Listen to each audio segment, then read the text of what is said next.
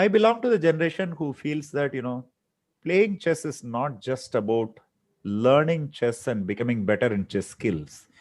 It's also about having a chess culture. And chess culture doesn't come through videos or following live games and all that. That comes mainly through chess books.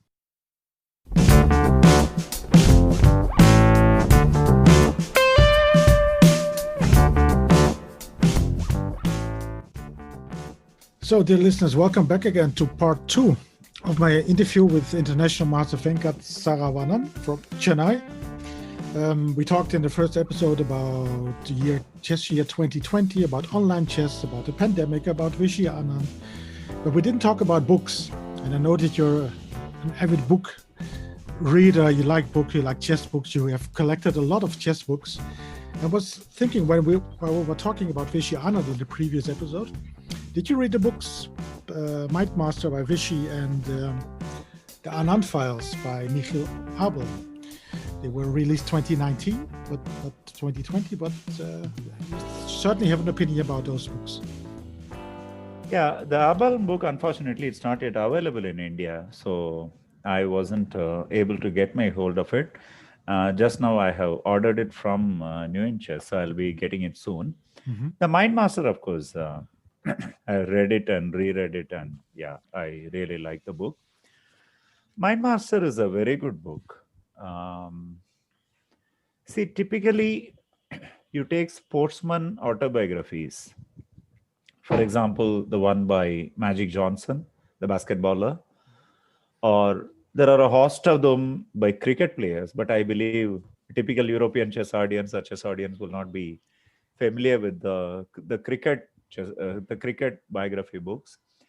For example, Boris Becker's autobiography, Pete Sampras, all these books, there are certain things we look for from a sports person. Every sportsman or woman, they approach their sport in a certain way. It may be just out of love that they love what they do and they become very successful. Someone like a Martina Navratilova, for example. Sometimes with sheer ambition and discipline, and then it takes them to the top, basically.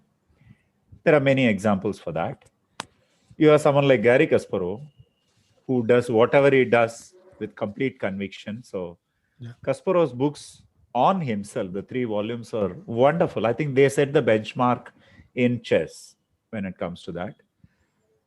Vishy's biography is completely different for a chess biography because it almost doesn't contain any chess in it. There are no chess games, serious analysis, and so on, because he has already done a collection of games with John Nunn, which is about 10 years, 12 years old now. So Mind Master is more for a general audience, or you can say a lot for the Indian public as well. Mm-hmm. A lot of the personality sides of Vishy, which we all know as people who know him personally or as chess players who know Anand, what he has achieved and so on, they are all kind of relooked by Vishy himself. Sitting with a journalist, Susan Ninan, along with her. So it's basically a small book. Okay, that's one of my disappointments with the book. I think, in India we say, "Dil mange more." We want more. This heart wants more. I would have been happier if he had been, a little more in terms of details and. But anyway, it's still a very good book. It tells you a lot about a personality of Vishy Anand and habits and principles that he followed to become a successful sports person. This is basically the bottom line of the book. I think among chess biographies, this is very unique. There was this book written by Botvinnik. The name of the book is Achieving the Aim by Botvinnik. I don't know what the original Russian name is. That was a very famous book because, again, that also didn't contain any games. But Botvinnik didn't deal with his whole life in that. It was only a limited period of life he dealt with. So this is something similar, something unique, but of course, a fantastic read. I really like Mindmaster a lot. But I would love to see how raw chess players, dyed-in-the-wool chess players, will take it. I'm curious to see how it will be received. Yeah, and I can also recommend the other book, the Anand Files by Michiel Abel. Is it in general difficult to get books in India? Because you said that the book was released already, I think November 2019, and you said you haven't been able to get the book already. Is it difficult, or is it certain publishers that do not publish books in India, for example? See, since about the last 2 years, last few years, you know that piracy is very, very big in India. Just not chess books or just books. As it is, copyright laws don't exist in India that much, let's say. Indians do not pay much of attention to copyrights and patents and so on. So generally in India was not perceived as a chessbook market maybe all these years. It changed a few years ago when a publisher named Citadel Books in Chennai, they made deals with the Batsford and then the Gambit publications, and then they released the Indian versions of the same books which was published elsewhere. See, the main problem in India is not availability, it is the cost. See, to put in perspective, the Anand Files by Abel, it cost me the same as a one-way air ticket to a place which is about 800 kilometers away. It is that expensive for me, just one book. Whereas for you guys, it is just one breakfast probably. It is not the same here. So then ChessBase India followed up on it. So now we have 3 publishers who do this. Now they have both the publications, they have deals with Thinkers Publishing, New in Chess, and I think most of the major publishers of Europe.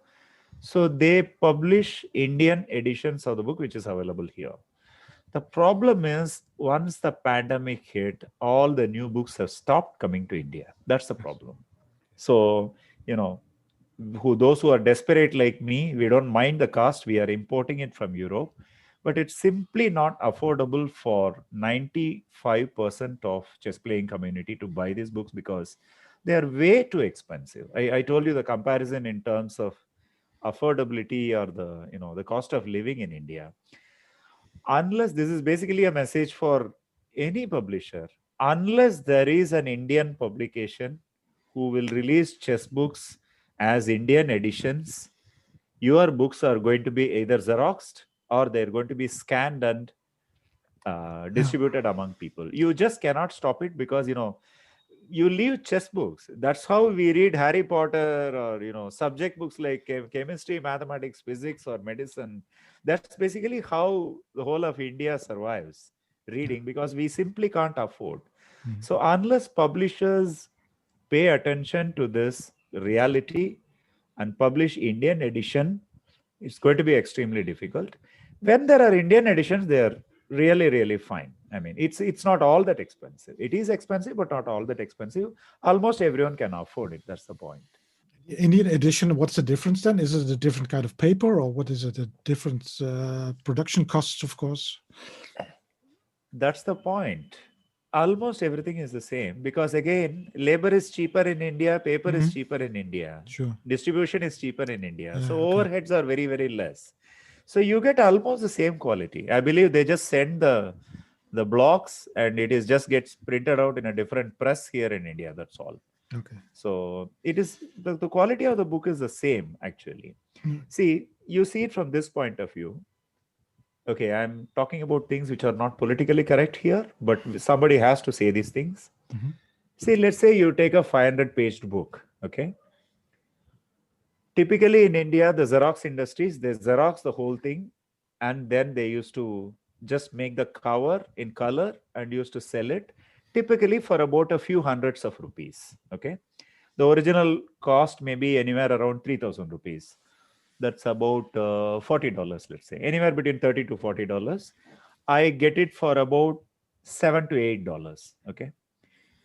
The same thing you publish in India, it is going to cost me 1,000 to 1,500 rupees. That is about 10 to maximum $20, 10 to 15 euros or dollars it's going to cost me. Yeah. Okay. If I'm going to spend for about $7 to $8 for a Xerox, but I need to spend only about $15 for an original, everyone would buy the original because the Xerox books will not last forever, everyone knows. It's not like Indians are not guilty about buying Xerox. It is simply not affordable. That's it. But if you are publishing a local edition, which the paper is the same quality, the colors are the same, everything is the same, just that it cannot be sold outside India, Nepal, and maybe some other Southeast Asian countries. Maybe the subcontinent, probably India, Pakistan, Bangladesh, Nepal, Sure. Bhutan, Sri Lanka, and so on. It can be marketed only in these countries. Everything is the same and it's affordable. So there is absolutely no other way for publishers but to do this module in future. The joke is, already if you market it properly, whatever copies you are selling all through Europe, you can sell it in one country, India, because of our population and the sheer number of people who are playing chess in India. So people have to wake up to this. Yeah. So it's a wake-up call for some publishers, perhaps. All of them. All of them. Okay. And where do you normally buy when do you buy a lot of books when you're abroad, when you're traveling? Yeah, when you're traveling, obviously you cannot control your curiosity and the urge to buy. So once in a while we buy, but of course, I like the rest of most of the people. I wait for Indian editions. Generally, Indian editions of chess books used to arrive in about a delay of 6 months to 1 year. I don't mind because the expense part is way too much. Sure. Like 1 or 2 books, it's okay. But if you buy 20 books in a year, that the difference between buying Indian books and books in Europe, it's actually 2 months of my livelihood in Chennai. That bigger difference in cost it is. You understand? Yeah. So that's what I do. But mostly I order through Amazon in India or through these publishers like ChessBase India and Citadel and all. Mm-hmm. So that's what I do. Yes.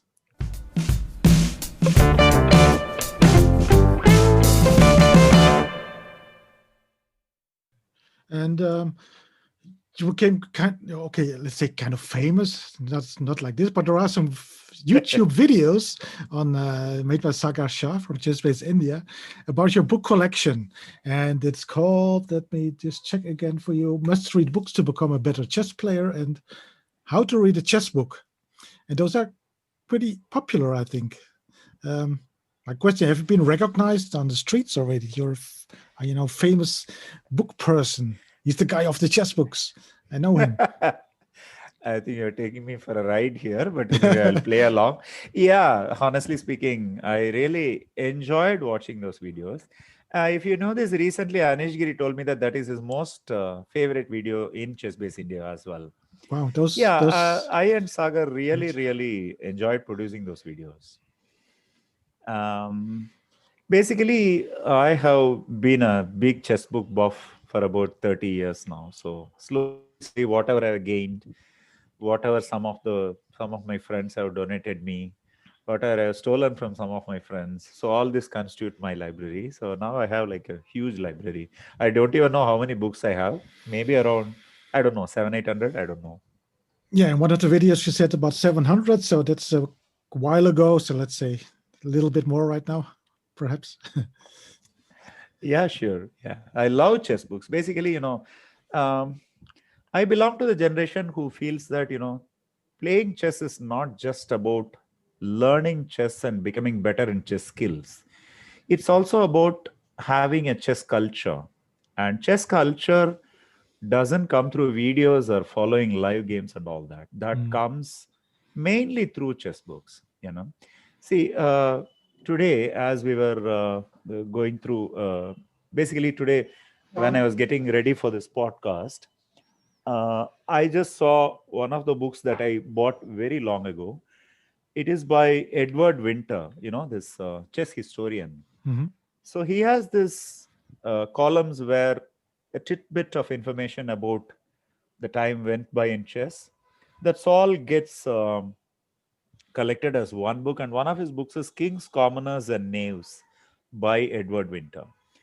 You have nothing but nice stories about, Chigorin, Alekin, Capablanca, Botvinnik, Ivuko, name it. Everything is. Now, the point is it going to give you even half a point in a chess tournament when you play next? Definitely not. But a good chess player is someone who is passionate about chess and all facets of chess. So at the end of the day, you fall in love with chess and you follow everything about chess. Such knowledge, such tidbits as they may, also are something that you enjoy doing. So I belong to the generation of players who grew up on that assumption. Even today, it is a lot valid, even now. But only thing is now there is probably not much of time for people to study, starting from, Chigorin, Lasker, Capablanca, Labradonis, Steinitz. Probably people don't have time, and we have to find an accelerated way that you have to be acquainted with everything. Nevertheless, you have to be acquainted yet. But I very strongly believe that that knowledge gives you a certain foundation to be a strong chess player, which is very important and relevant even till this day. That's what I believe in.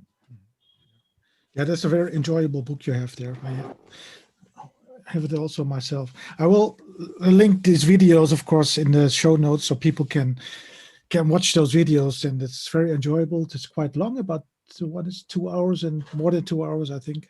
Where Sagar The problem is we just kept talking and Sagar said it's 2 hours. Now we cut it off. That's all.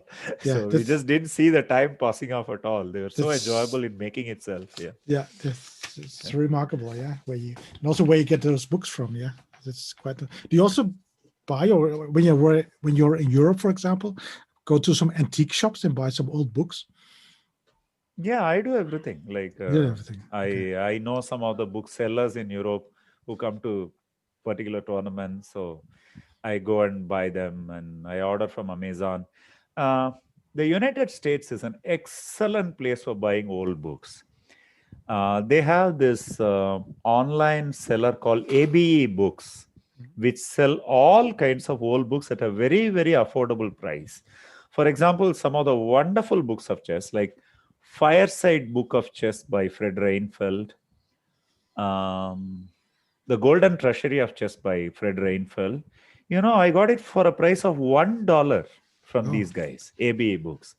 And in the United States, whenever you go to any major tournament like World Open, US Open, and all that, you have these publishers coming with thousands of books, tens of thousands of books, and selling it. So I pick up a lot from the US also on my visit. So I'm out and out someone who loves books. And yeah, I mean, at some point I don't even know whether I'll be able to read all of them, but I love collecting them as well. Yes. Do you sometimes buy a book and it turns out that you have it already? That you buy doubles? No. I have a fairly good memory, so that never happens. I never buy 2 copies of the same thing. Okay. Yeah. It happened to me. That's why I'm asking. So. Yeah. No, I have a good memory that way. I don't buy books second time. No, that hasn't happened yet. Okay. Well, I read the first books you bought were The Bets for Chess Opening by Keen and Kasparov, and The Chess Informant. There was 39. What was the latest book you bought? The latest book I got was okay. My son has started playing chess, and he's now 9 years old. So about a few months ago, I got him the Soviet Primer of Chess by Meiseles. It's a wonderful book. Wonderful book for anyone who is a beginner or who's starting to learn chess in a proper way. Not for an absolute beginner, but anyone who falls in love with chess, it's a wonderful book. And my gamble worked. My son read it through the whole by himself. I didn't sit with him even for a single page. So that was the last book I bought. Before that, I bought a huge collection of I bought the book on Yuri Razuyev, collection of whatever he wrote and whatever was written about him. I wrote that. I bought that book. I bought Timon's Titans by Jan Timman from New In Chess. That's a wonderful book, I believe. That's what I thought. Probably we'll be talking about them today. And I bought Nikitchin's Coaching Kasparov Volume 1. Volume 2, I haven't got yet. Volume 1, I bought. So, as you see, I just keep buying. That's it. Keep buying. Okay. And since we were also talking about 2020, we have to talk a bit about the best books of the year. Did you buy a lot of books then this year via Amazon or whatever? No, as I told you, in India for about 6 months, there was absolutely no online stores working. So e-commerce was very badly hit in India. So there was no book delivery for home from anyone. So what I did instead was, this online library named Scribed. So I subscribed to Scribed, and thanks to Scribed, I got about 10 to 15 very good chess books. Okay, it's not as the same as owning a physical book, but okay, you have to read your books. So through them, I got some very good books. For example, the book on Mir Sultan Khan by Daniel King. Yeah. I got it in that. And then the book by Stuart Rachel's The Best I Saw in Chess, the American chess player. Yeah. So that I go and Scribe. So Scribe does some very good books. So I read through a lot through them also. But sadly, I couldn't buy much and be shipped because shipping has restarted in India only in the last couple of months in Chennai. So that was a problem. So do you want to tell me something about the best books of the year? Which you picked? Yeah. What was your impression about this book about Sultan Khan? Because it was a bit controversial, I think, from the family. Had some, they were not completely pleased with research by Daniel King. Is that correct? Yeah, see, in fact, this was my opinion as well. I like Daniel King. I like his DVDs very much. I like his weekly show in ChessBase very much. I consider him as one of the better chess brains in the world.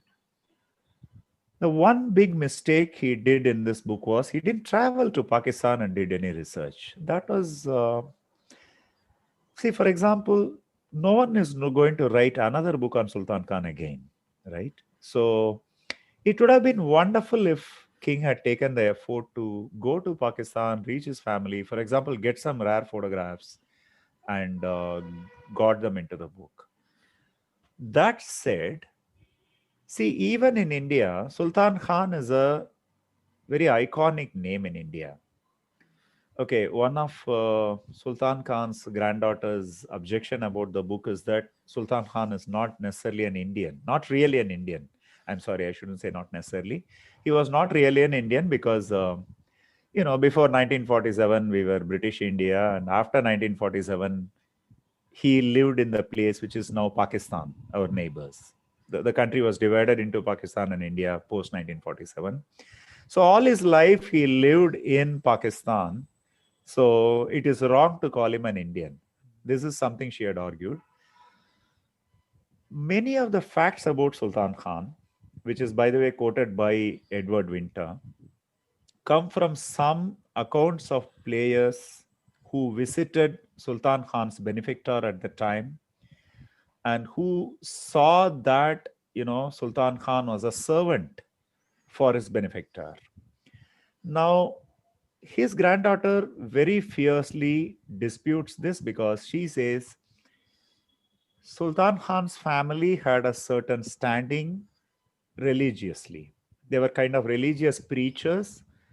So typically in India, any religion, whether it's Hindu or Islam, the two indigenous religions, the two religions of the land of India, apart from Buddhism, Jainism, basically those who are in the preaching or such, we call them godmen, who are religious scholars or preachers of the religion are always held in very high esteem, at least till the first half of the 20th century or so.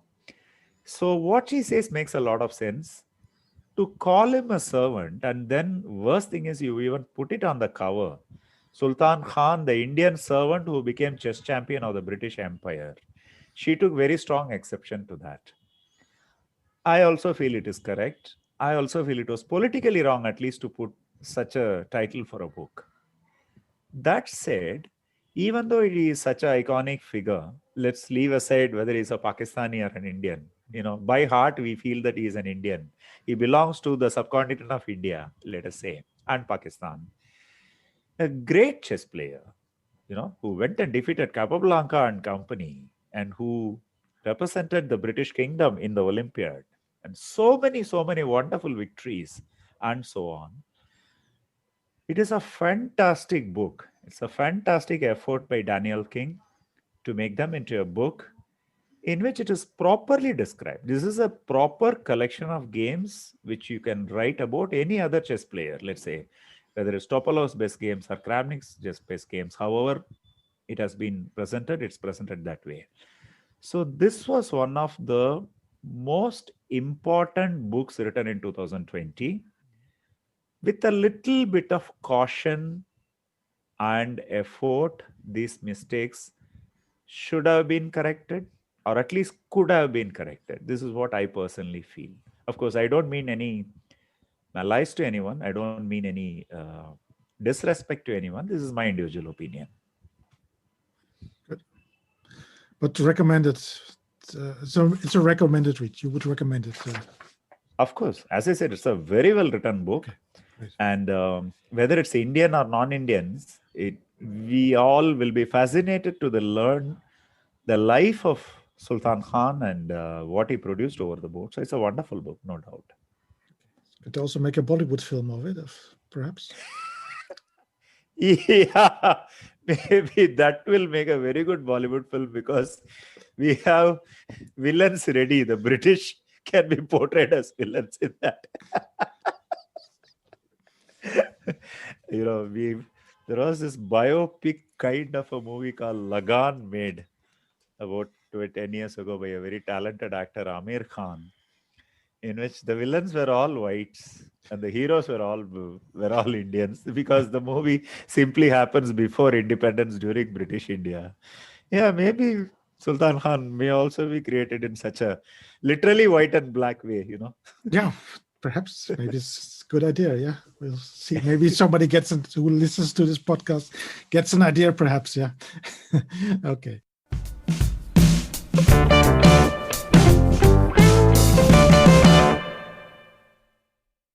So let's move on to your list. What else is on your best of 2020 list?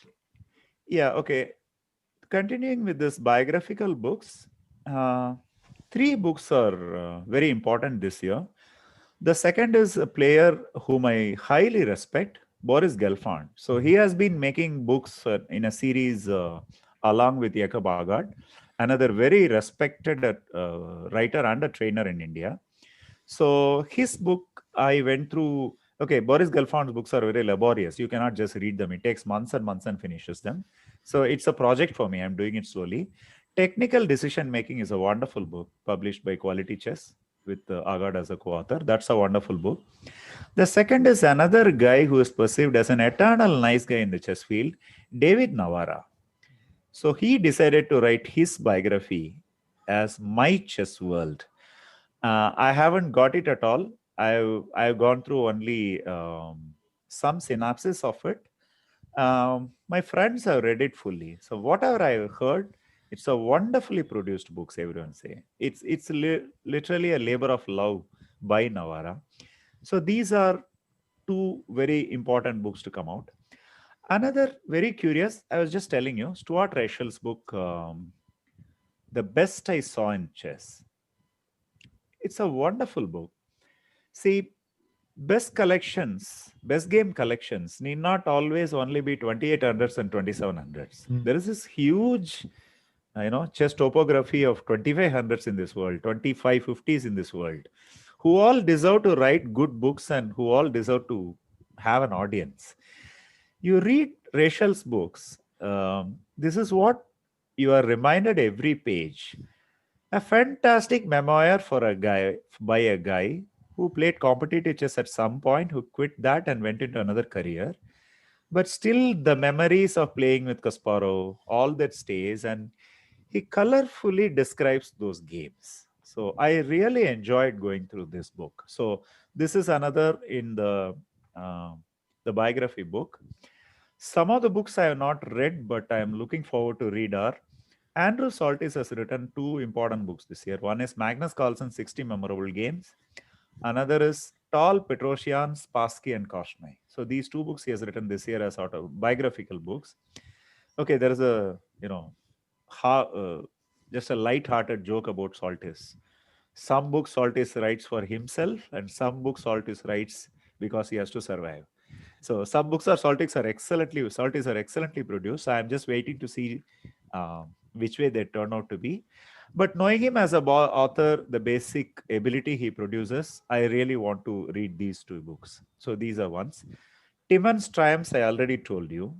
The editor of New Inches, Dirkian, tells me that Timon spent a couple of years writing this book. And the effort shows in the books. Timon is a wonderful author, wonderful writer. I have read his collections as a teenager. First collection, The Art of Analysis by Jan Timon. That was his first collection of his games. I read that. Wonderful when it comes to the standard of analysis and all. Over a period of years, he has produced a lot of memorable books. One is The Longest Game, The Longest Match, Kasparov Karpov, all the matches. The World Champions, I know. Again by Timon on all the world champions with some connection and giving glimpses of all the world champions playing styles and so on. So this is another book which is higher even in quality. Timon's Titan. What is that?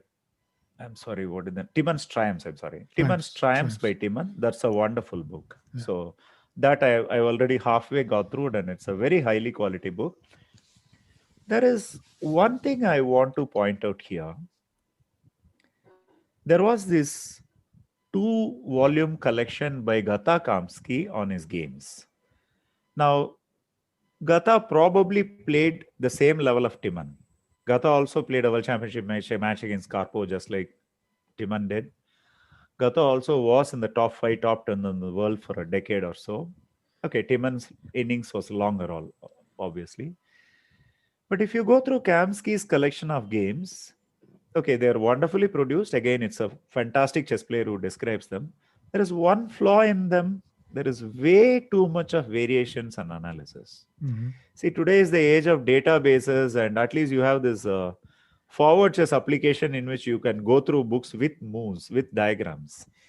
In this age, Kamsky's analysis, which is obviously produced with computer assistance, they don't really inspire you, to be very honest, even though it's done with a lot of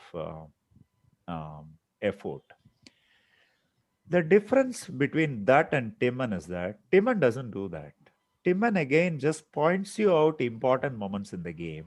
There is still a lot of stuff to find out by yourself in this book. In many ways, it can be compared to the famous book by David Bronstein, 1953 Zurich International. There are no detailed analysis. There is no search for the truth. It is kind of, gently nudging the reader towards where should you look and what should you look for. So in a certain way, these kind of books also have a place. See, Search for Truth, for example, Garry Kasparov is the best exponent when it comes to search for truth. Yeah. My great predecessors, Karpov versus Kasparov, Modern Chess Theory, and then Kasparov on Kasparov, 3 series. All are books with search for theory, wonderful books. They can also be good, but at the same time, Timon's book can also be good. So I have a feeling that this book by Timon is going to go a very long way. This is one. And the second, I told you about the first volume of Nikitin, Coaching Kasparov. The second volume has come out. Mm-hmm. I have not yet put my hand on it. I've again read excerpts of it, whatever appeared in the internet by the publishers. Seems to be very good. Any story about Kasparov by his trainer is worth reading. The first part is wonderful if you read that. For example, in the first part, at the end of a particular Soviet championship, I think it is 1979, Kasparov and Tal sat down and played 20 games of Blitz. Okay. And during dinner, Nikitin asked Kasparov, why didn't you write them down? Kasparov then and there sat with a paper and wrote them down and gave it to Nikitin, which got published only in this book. All these years, it never came out. It is such gems that we are waiting for in a book. So the first volume was wonderful. I am very sure the second volume also will be very good. Another is Nikitin has written a book on Wasyuko. Again, one of those grandmasters who was highly regarded in the Soviet Union. That is something I want to read. I have not read anything about it, but I have a feeling this will be a remarkable book. So I think I told you almost all the thing. Tibor Karoli, the Hungarian chess trainer and author, he has written books all over the years. For example, he wrote this 2-volume book on Karpov's endgames, Karpov's positional masterpieces he wrote. Smyslow's endgames he wrote a book. He has just started a series on Tigran Petrosyan. You saw that? Yeah. So they are basically Petrosyan year by year. So the first volume he has come out with. I haven't had a look at it, but I have read his previous 2 things. I have read the book on Smyslow and the 2 volumes on Karpov I read. I really enjoyed them. In fact, training people, right? I take a lot of material from these books. Typically, a training moment which is something where a computer is useless because there is not much of calculation, where you have to take a human decision. There are a lot of instances in games of Smyslow and Karpov in these books. The same way he has now, I was actually delighted that when he decided to write on Petrosyan. So this is a book I really look forward. This is one. And another is the great Dutch grandmaster Hein Donner.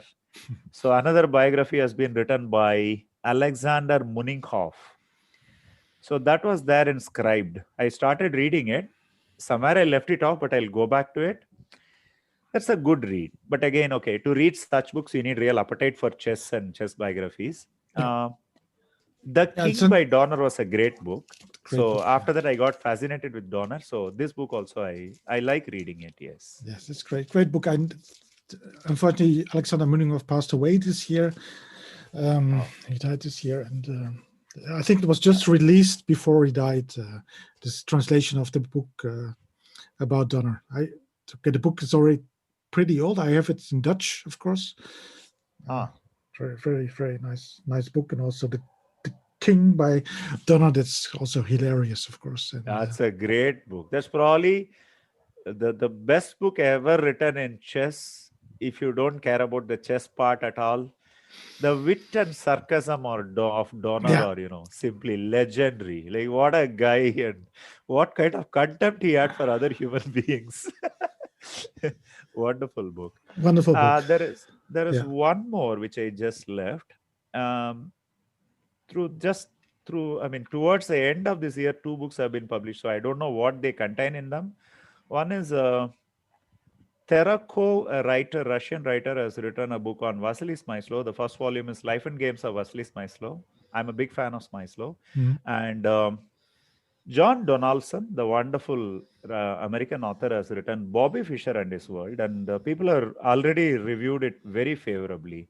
So these are 2 books again in the biography session. I'm really itching to have my hands on them. So these 2 seem very interesting as well. Yeah. And talking about Petrosyan, another book on Petrosyan on his defense has been written by Russian author Bezgodov. I hope I'm spelling it correctly. Bezgodov. Defend like Petrosyan. It has been produced by New in Chess, I believe. So that is also one more book I'm looking for. So these are the biographical books. Okay, among chess authors, I got a special regard for Willy Hendricks, the Dutchman. His first book was a wonderful book. Move First, Think Later. And it won the Best Book of the Year award when it was published about a decade ago. I actually liked the book so much. I sought him out during the previous Dutch championship I played in 2018, and I had a a coffee with him. Hendrix is also a very pleasant man with, a really cultured man. He comes across very friendly and all that. And we had a very long chat about his book. And I really liked the way he described how and why he wrote such a book. First of all, it is a book for which you don't need a chessboard. You just sit and read the book, and still it makes a lot of sense. He was telling me that he wanted to write another book that way. So he wrote that book this year. It is called as On the Origin of Good Moves by Willie Hendrix. For some reason, he has put a chimpanzee on the cover. Yes. Let's forget that. Yes, So the chimpanzee on this the book- on the chessboard. Yeah, so I don't know why he did that, but still, the book is very interesting. I've already read. I've given a first reading. I didn't go through it deeply. I want to read it again. The the topic is a little offbeat. He starts with Greco, a chess player from the 17th century, and then goes through the history of chess, Morphy and so on, Steinids and so on, and then brings the relevance of why whatever you study as such classics is also important for you in playing chess even today. He tries to prove that. A little bit of conceptually, it's a bit of a stretch. I feel it's not like his first books where you can buy his concept very easily. The first book concept was that simply you give your brain a lot of good chess, it produces good chess. Whereas this book, the concept is a little bit offbeatish, but still he is definitely worth the hearing, just because the kind of a writer he is, and the arguments he put forwards in his books are very interesting. In fact, this first book inspired me a lot to read about brain, about cognitive development, about how cognizance works in human beings, and simply how we make decisions. There are so many brilliant thoughts it gave me that I got interested to read about all that. So this is a fantastic book which I am really looking forward to read once again. And three Endgames books. Are you a fan of Endgames? yes, I like particularly like endgame study books, especially Johanan Afek, for example. You know him, international master Of course, Afek. I'm a huge fan. Not I'm only just his studies as a human being, also I yeah, really yes, like yes, him a yes, lot yes. Yeah, as a it's always person also. I always liked it when he, for example, in Vaikanzee, when he showed his studies for for a couple of people, yeah, and he shows the ideas and he tells something about it. That's wonderful. Yeah, you should do a YouTube channel with endgame studies. It would be very popular, I think. Maybe it's a Yeah, niche. It's a niche, of course, but it's very very nice. I like it. I like endgames to answer your questions. Yes. yeah. By the way, these Indian talents we were talking about in the first part of the podcast, these are also monsters of chess studies. Many of them are already composers. Oh, okay. Murali Karthikeyan and Pragnananda have an amazing ability for studies. Murali Karthikeyan has a photography memory for studies. He remembers thousands of studies from his brain, whatever was composed, all the positions. Wow. Okay, so three endgame books of very big worth were written this year. First is, of course, Dvoretsky's Endgame Manual was revised by Carsten Muller. Hmm. How do you say the name? Muller or Mueller? Müller, Muller. Carsten Okay, Müller. Yeah. Mhm. Muller. So he has revised the Endgame Manual and released the fifth edition this year. I went through the whole book almost because, okay, I'm a huge fan of Dvoretsky, so I know his Endgame Manual. So I went through this too. There is a lot of revision here. There is a lot of collaborations. For example, Erwin Lamy has basically given a lot of contributions to that. Ben Feingold was the other person, I think, his contributions also. They have revised a few important things. They have corrected a few things, etc. So this is a very important work that has been done. The second is Gelfand's book on decision making in major pieces endgame. Um, I have the book, but I haven't touched it yet because I find it too heavy. But definitely, whatever I glanced through, very interesting. First of all, no one writes such deep books on endgame. So I really love it when any such these are, real labors of love on Endgame. So such books are written. I really love them. So that is the second book. Third is But that's Kate. also a book for people, for just players who have a certain level of play. I think it's nothing for Yeah, beginners, huh? yeah, it's not for beginners. But that's another thing. Grandmaster Sandeepan Chanda, the Indian Grandmaster, is a very strong chess player and also is a very original thinker of the game. He has this theory about end games. See, let's say for a month or so, you just stop studying everything else. Your openings or even the games which are going on, stop studying everything else, just study end games. End game is a place where the smallest of armies produce the maximum effect because they all work to their maximum potential. So instead of having 8 pawns and 8 pieces, you have, let us say, only 3 pawns and 2 pieces. All those 3 pawns and 2 pieces are all crucial. So they all work the maximum. Their dynamism is at its maximum. So in a certain way, when you study endgames very deeply, you kind of understand what each piece is capable of doing at its maximum ability. You get me? Yeah. So in my opinion, I don't think endgame books should be classified as this is only for beginners, this is only for grandmasters. See, let us say I take an endgame book, I get about 50% of it. And let us say a grandmaster gets about 95% of it. And a beginner gets about 5% of it. That 5% also will be very invaluable to him. You understand? That will be the 100% of whatever a beginner book will give him, equal in measure. So I have my idea about that. Endgame books are never too much for any level of player. This is what I believe. Okay, the third book I was about to say was Keith Arkell has written a book on Arkell's Endgames. Okay, I haven't seen it at all. I just got a few positions from one of my friends. Very interesting. Arkell is also a very good endgame player over the board also. So this is the book I really am looking forward to. Unfortunately, again, that is also not available in India. And whatever is available, imported from US is extremely expensive. So I actually went on Twitter and told Arkell, please give it to an Indian publisher immediately so that we can all get the book. So we are all waiting to read those books. So these are 3 books which are very important. I'm not a big fan of opening books, but so I will probably mention only 2 of them which are significant. One is Parimajan Negi was the original guy who produced those books, play 1D, 1E4 and win the game, whatever your opponent does. He started producing a series that way. So he has produced the latest 1E4 versus the minor defenses. If you like this kind of books, if you like books which give you an automatic way to play for an advantage, it's a good book because, Parimajan is again a deep thinker and he works very, very hard on chess. At least he used to work very hard on chess. But okay, you have to like these kind of books. Another important book is about a few years ago, Ilyas Mirin wrote a book, King's Indian Warfare. So he is a King's Indian practitioner.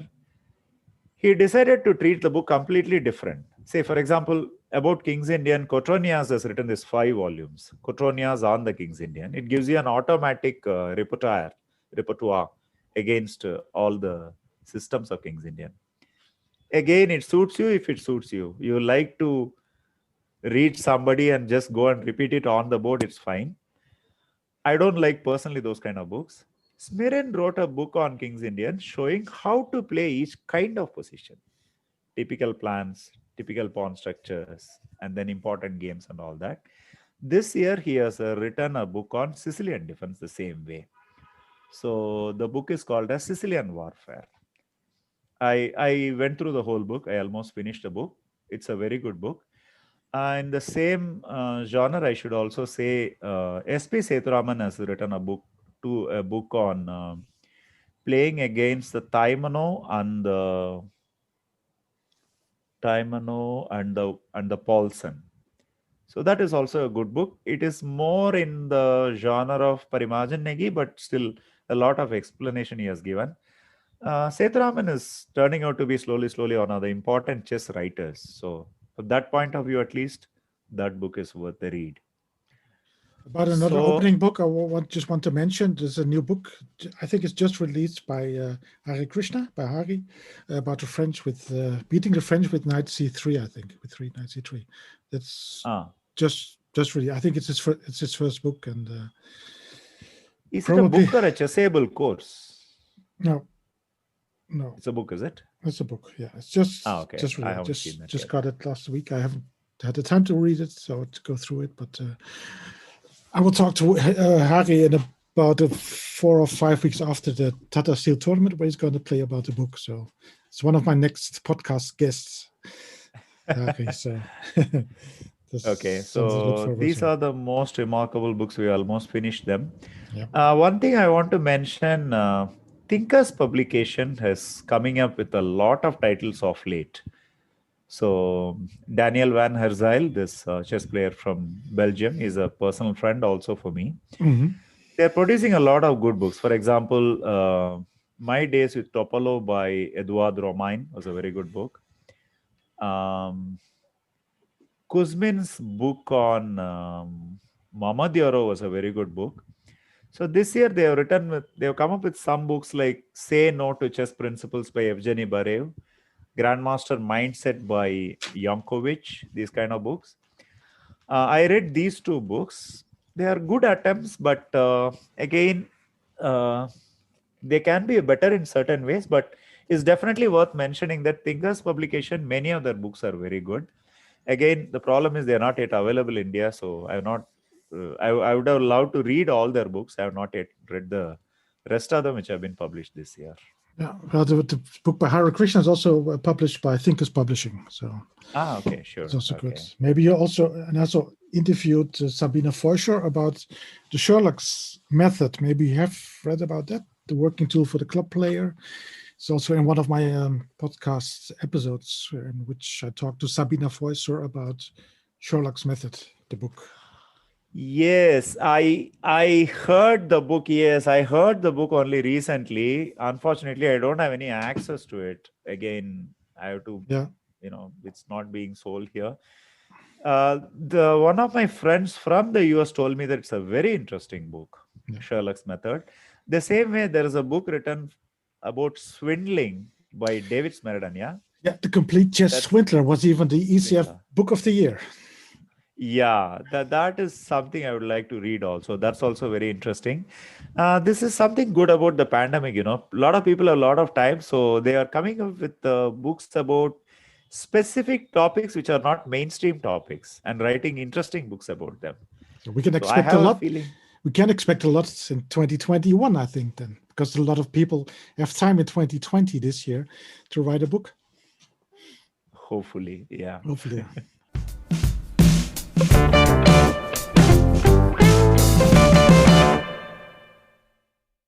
When are you going to write a book? Do you have any plans yourself? Yes, I have serious plans about writing a book. As of now, I have two things in mind. Okay, that's not for immediate future, maybe a few years down the line. Mm-hmm. One is about the thinking process in chess. One is as a chess player myself, and then working with some of the very strong chess players in the world, in the country. And the third is being a trainer for some youngsters also. So these three different dimensions of thinking on the board has given me a lot of idea about thinking process. So that is something I would like to write. And in my opinion, in my humble opinion, the best of Anand's games, many of them have not been given a proper write-up. So about Anand's games, I have a lot of ambitions to produce videos and produce probably books, whatever. Mm-hmm. So about Anand's games, I would like to read. And I also have another, just like what Willie Hendricks read, how chess thought and knowledge gets formed over the years with the illustration of classics, for example. Mm-hmm. This books by Mihail Marin. Yeah. What are those names of those books? Learn from the Legends. He wrote these books on world champions, about 6-7 of them, and about each world champion, he concentrated on a single facet of them. For example, it is Thal about playing with the rook against bishop and knight. Petrosian is exchange sacrifices, these kind of things. Alekin, it is about the transition between the middle game to the end game, like that.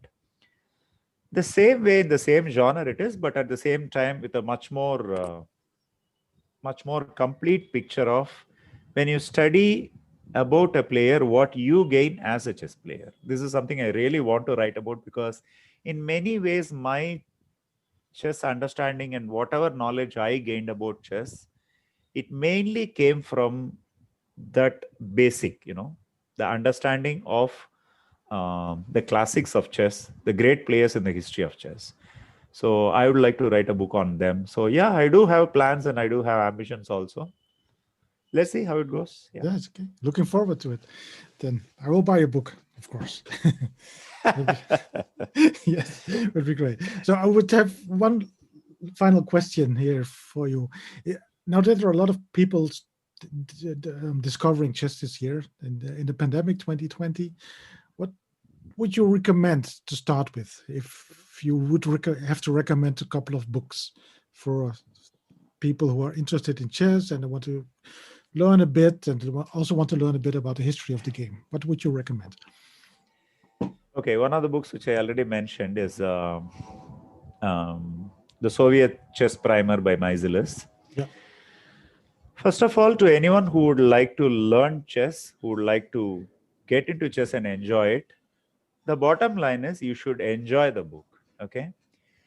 There are some books written just for the sake of enjoyment. One is The Joy of Chess by, or the Joys of Chess by Hess, Christian Hess. Yeah.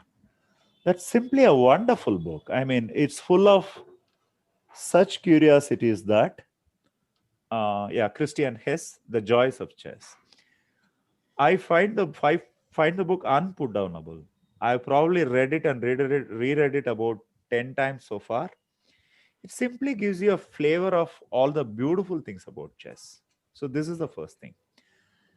The second thing is a game collection which gives you an idea about all the best players in the history of chess.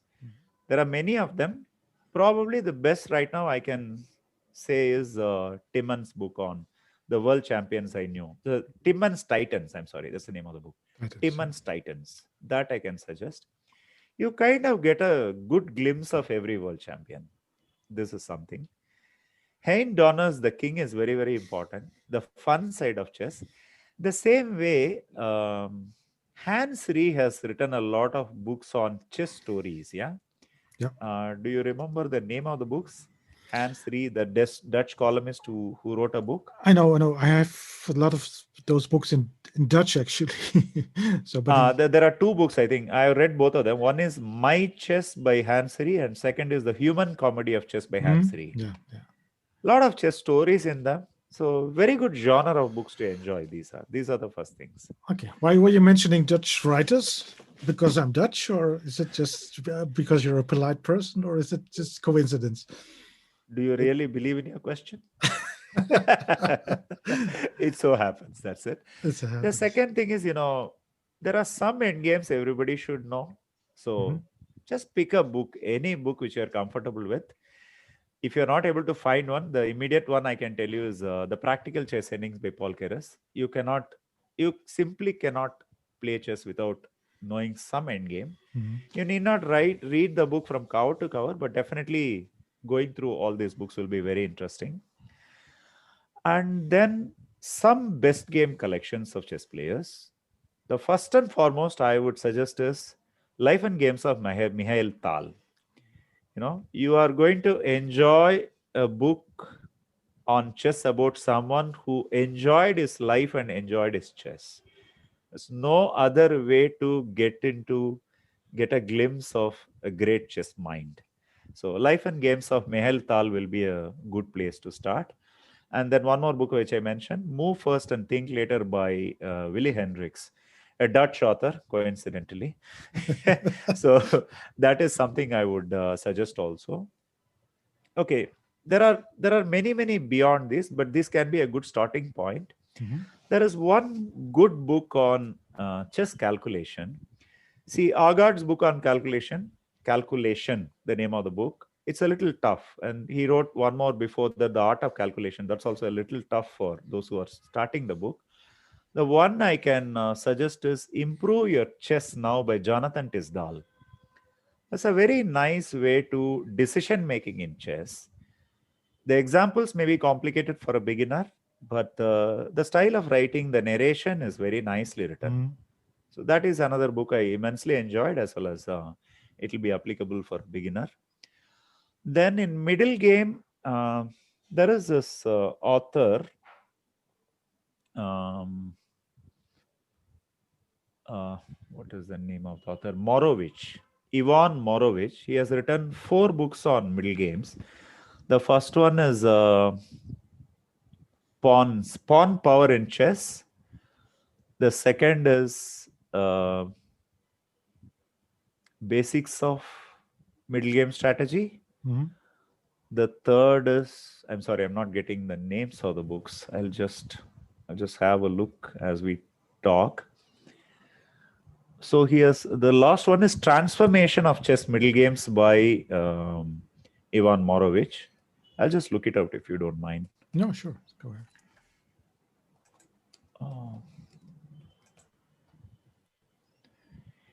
Yeah. Secrets of Positional Chess, Pawn Power in Chess, Dynamic Pawn Play in Chess, Secrets of Chess Transformations. These are probably 4 books which describe middle game, how to understand middle game in a very, very simple way. Dvoretsky is for professionals of chess. Donaldson is for professionals of chess. My system is probably a little outdated. So these 4 books of Morovich is something I have recommended to a lot of children, and they've all immensely benefited by them. So these 4 books I can recommend. I think I've already given work for a couple of months, so yes, about I think 15 so, books. Yeah, so that's a good it's a number good start. to start with. Let's say one book a month. Yeah. Yeah. Start Yeah. with. Okay. Yeah. It's very good.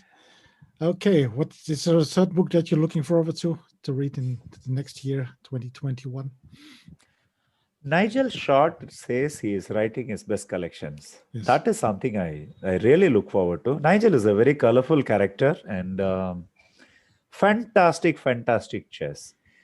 He was here in India in November 2019. And in Chennai, he gave a lecture for about a couple of hours for a group of international masters and grandmasters. Specifically, his match against Karpov in 1995. And, apart from Kasparov, is the only guy who has defeated Karpov in a match. Simply wonderful, mesmerizing 3 hours for all of us. How he showed us how he defeated Karpov. So that is one book collection which I'm really looking forward to. Nigel Short's Chess Games by Nigel Short. That will be wonderful. Boris Spassky, it came out a couple of years ago. He was writing a book, but years have passed and it has not come out. If it comes out, I'll be very happy. Especially, he's getting quite old and it will be wonderful to hear from him about his own chess. So these are 2 books I'm really looking forward to. Very good. I would say thank you very much for your time. It's been a very long afternoon here for you and for me, and you have to split this podcast in 2 parts, one of the books and one of the recap of 2020. I would like to thank you very much for your time, and wish you all the best for the next year for you and your family, in good health, of course. Thank you so much, and I hope in 2021 I'll be able to meet you in Europe. We are all dying to travel, and okay, anytime it's simply very enjoyable to talk about chess books. So I really enjoyed the last hour. So thank you so much, and Happy New Year to you, and have a good time. Thank you very much. Dear listeners, I hope you liked these 2 episodes of the podcast in which I talked with International Master Venkat Saravanan from Chennai, India. In the first part, we talked about Chess Year 2020, and in the second part, we talked about the best books of the year.